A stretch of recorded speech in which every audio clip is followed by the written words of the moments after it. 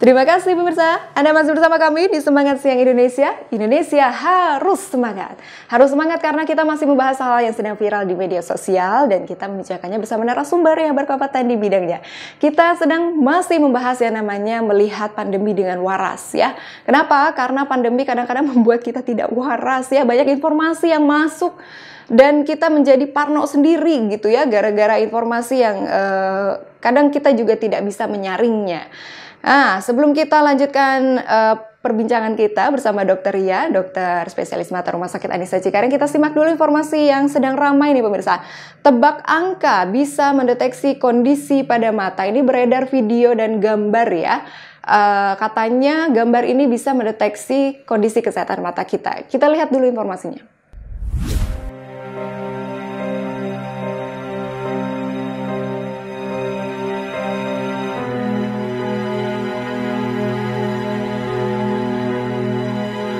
Sahabat semangat, sebuah unggahan gambar berpola titik-titik dengan angka tersembunyi viral di media sosial. Pasalnya, gambar tersebut dianggap bisa mengetes kemampuan dan kondisi pada mata. Unggahan tersebut dibagikan oleh akun @dorobei.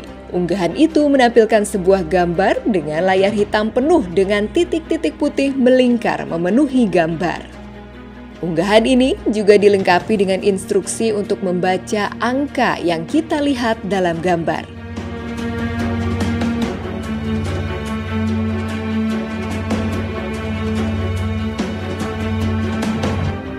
Banyak netizen jagat maya mengatakan bahwa dengan melihat dan menebak angka tersembunyi dalam gambar ini bisa mendeteksi kondisi mata kita.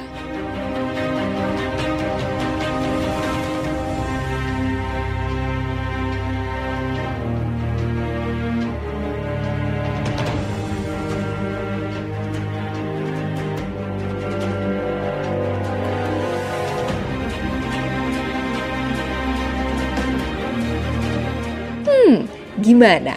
Apakah sahabat semangat bisa membaca tulisan yang tersembunyi ini?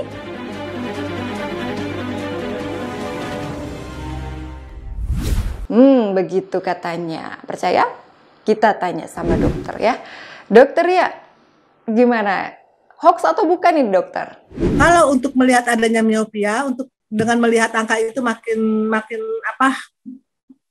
kalau saya makin banyak titik-titiknya kan makin susah dilihatnya kalau saya lihat ya. Tapi itu tidak ada dasar sama sekali ya. Selama ini tidak ada teori yang mengatakan bahwa itu akan bisa menentukan berapa miopianya itu tidak ada ya. Karena itu bukan tes buta warna juga, tes buta warna tidak seperti itu gitu. Dan tes buta warna pun tidak untuk melihat adanya miopia atau kelainan refraksi lainnya. Gitu. Tapi dok, bukannya ini mirip sama tes untuk buta warna ya dok?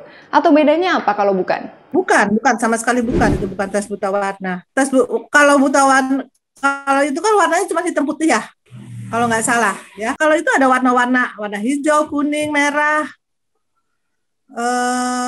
Memang ada warnanya gitu dan di mana warna-warna itu dibuat sedemikian rupa sehingga akhirnya pada orang yang normal kita bisa baca angka yang di dalam kumpulan warna tersebut. Tapi kalau pada orang yang buta warna parsial dia tidak bisa baca itu. Walaupun baca mungkin bisa baca tapi salah apa yang disebutkan. Gitu ya. Jadi di situ kita tahu oh ya ini buta warna, oh ya ini dia ada kelainan, yang ini normal gitu ya. Tapi warnanya itu banyak dan beragam gitu. Dan ada bukunya khusus ya kalau untuk buta warna ya. Oke, jadi dokter mengklarifikasi ya, ini bukan cara untuk mendeteksi kondisi kesehatan mata.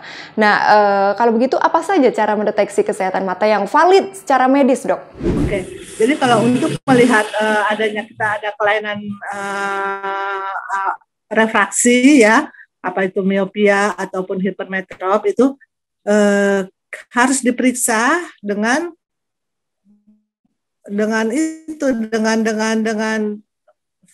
Snellen chart ya, dengan kita harus baca lihat jauh sana gitu ya. Kemudian kita lihat bahwa apakah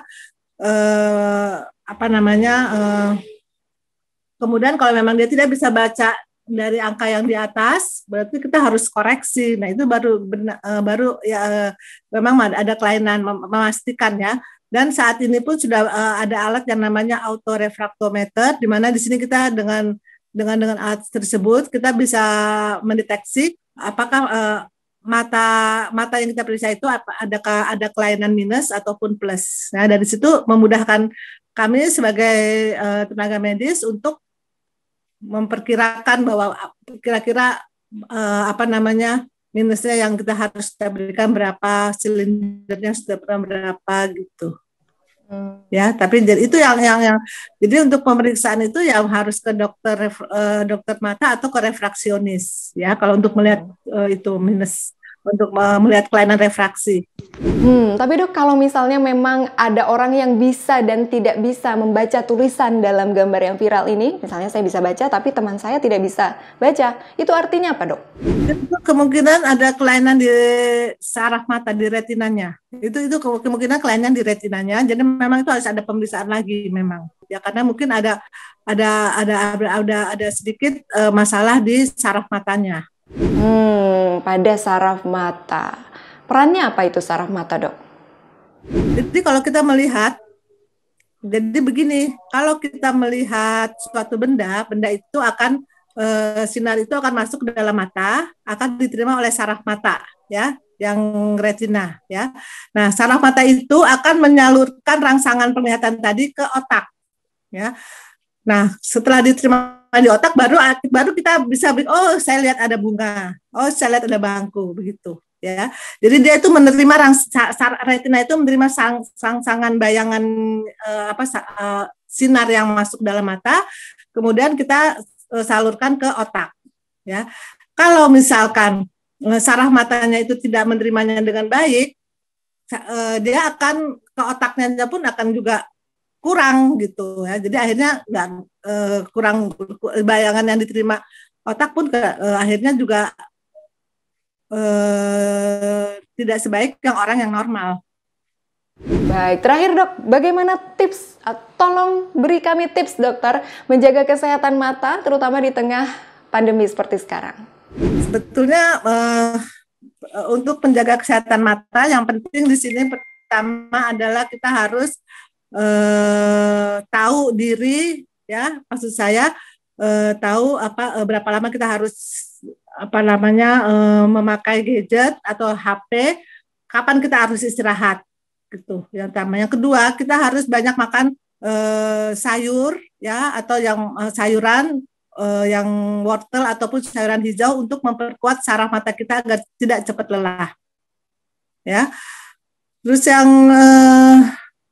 ketiga ya cukup istirahat aja.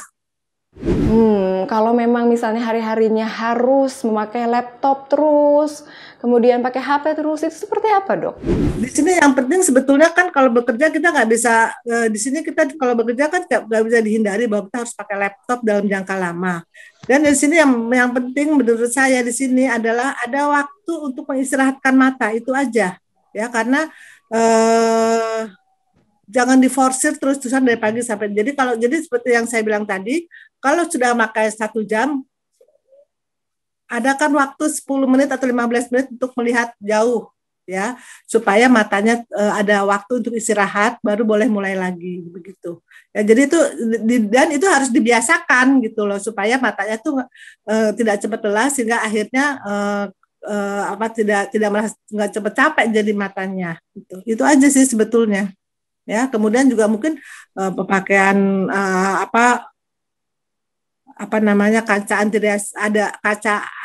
kacamata anti radiasi, mungkin ada beberapa orang merasa terbantu gitu ya, walaupun yang menurut saya yang penting adalah mengistirahatkan mata sewaktu melakukan pekerjaan. Baik, terima kasih Dokter Ria, dokter spesialis mata Rumah Sakit Anissa Cikarang. Sehat-sehat Dokter ya. Terima kasih. Assalamualaikum warahmatullahi wabarakatuh. Waalaikumsalam warahmatullahi wabarakatuh.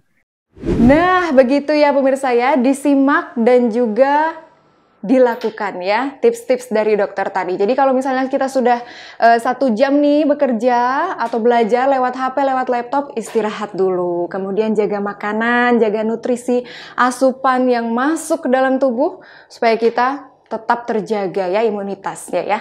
Dan kita sudah ada di penghujung acara, tapi jangan khawatir, mudah-mudahan insya Allah kita akan kembali lagi di episode selanjutnya ya. Kita harus tetap semangat terus ya pemirsa ya, dan jangan lupa terus jalankan protokol kesehatannya ya, maskernya dipakai. Saya Dita Rusmadi pamit dulu, Assalamualaikum warahmatullahi wabarakatuh.